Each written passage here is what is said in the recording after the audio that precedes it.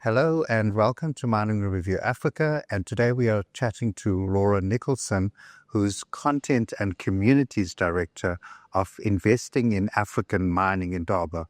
Laura, thank you for joining us today. Thanks, Gerard. Good to be here. Great. Laura, it was only just a few months ago that we were talking about Mining Indaba 2025. And here we are just a few months later talking about 2026.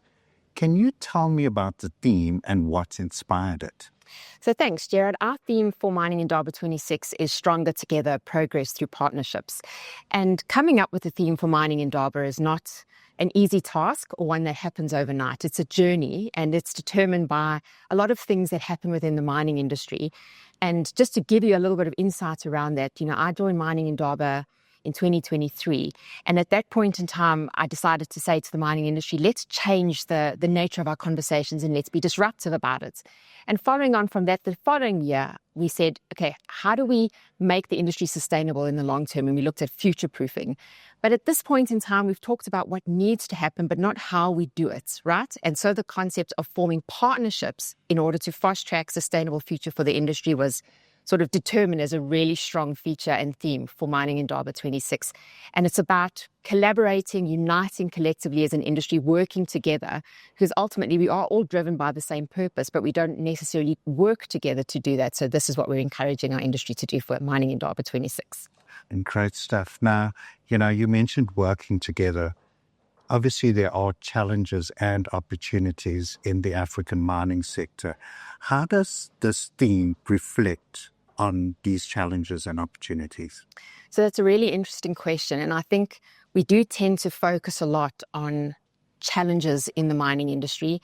And we're taking a slightly different approach as well for Mining Indaba 26 and saying, how can we learn from success that is already happening in the industry? There's no way to fast track improvements than to take what's already working and adopt that for themselves. So our intention next year is to focus on case studies in areas where the mining industry is really excelling and showcase how others can learn from that and adopt it for themselves. And that's what the focus is primarily, or one of the focuses for next year. Okay.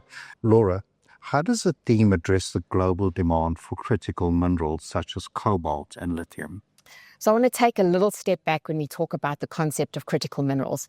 Mining Indaba has taken the approach to redefining what critical minerals means. I think it's a terminology that was created from a Western context or point of view. I think we've spoken about this before, but really we're looking at critical minerals in terms of those that are essential, critical, or strategic for Africa's own economic wealth and development. So while just energy transition minerals such as cobalt and lithium are very important and will be part of the conversations at Mining Indaba, we're making sure that all those minerals that are relevant to Africa's future growth, development are discussed. And that includes coal, iron ore, gold, PGMs, etc. So from a partnership point of view is looking at minerals, how companies are partnering with government, with communities, etc., and excelling. Also from a value addition downstream point of view, but really the broad spectrum of critical minerals for Mining Indaba is so much more than what the West defines as critical. Absolutely. And we'll touch on communities in a bit. But before we do that, let's look at specific partnerships that are being prioritized to drive progress in the mining sector. Which would these partnerships be?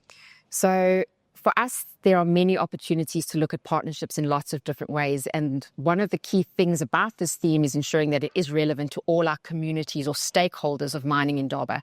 So from a partnership point of view, key partnerships we'd look at is local partnerships, government-to-government partnerships within Africa, and then as an extension of that, international government partnerships with local governments.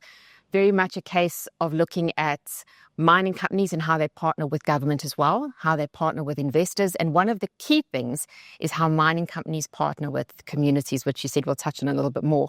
And last but not least, how mining companies need to better partner with service providers who are delivering technology to the industry. I think we're stagnating.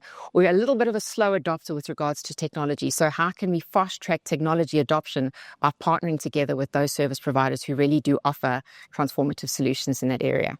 Great stuff. Now, turning our attention to communities, how do you ensure that their interests are safeguarded and that they benefit from mining in Africa? So just to take a step back, I think bringing mining communities was a new initiative that we undertook for Mining Indaba 25, which was extremely well received to bring that stakeholder to the table. We tend to talk about them, but not with them. So Mining Indaba 25 for the first time brought community representatives, including the chairperson from the National House of Traditional Leaders, Contralesa, etc.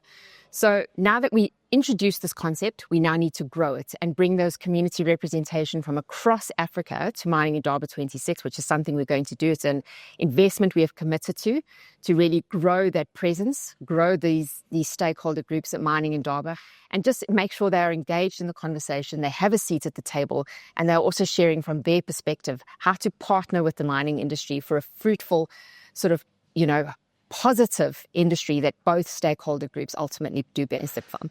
Great stuff. Finally, Laura, if anybody wants to get more information on the 2026 theme, as well as how to attend Mining Indaba, where do they go? It's no difficult one there, Gerard. www.miningindaba.com. Our theme, our content themes, our registration process, which is opening up a lot earlier than it usually does in June, is all available on the website. So just go to that one single place, and all your answers will be there. Thank you. Well, Laura Nicholson, Content and Communities Director of Investing in African Mining Indaba, thank you very much for joining us on Mining Review Africa today. And thank you for your support as a Gold Media partner, Gerard. We look forward to working with you for the rest of the year. As we are as well. Thank you. Cheers.